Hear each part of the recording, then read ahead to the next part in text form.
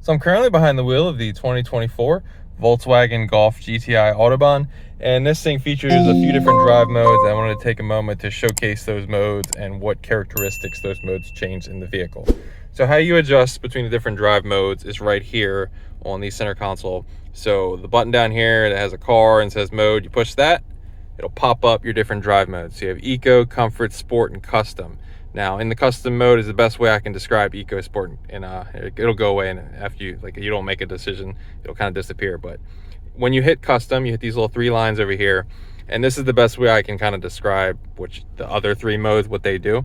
So right now, my custom mode is kind of a split between having some options in a more sporty setting and some options in comfort.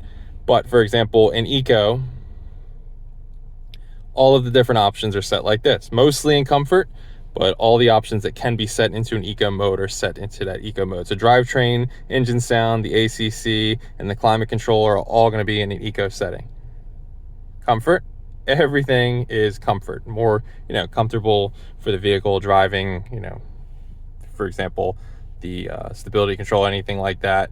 The suspension is going to be in a more comfortable setting for all those potholes you may hit.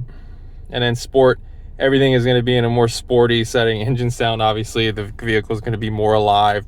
The drivetrain is going to be more alive. The only thing is the climate control will be in a comfortable setting, because sport doesn't really affect that. But that's basically how I'm using the custom mode to showcase just what Eco, Comfort, Sport do in the 2024 Volkswagen GTI Autobahn. If you have any questions, leave them in the comments below. But other than that, thanks for watching.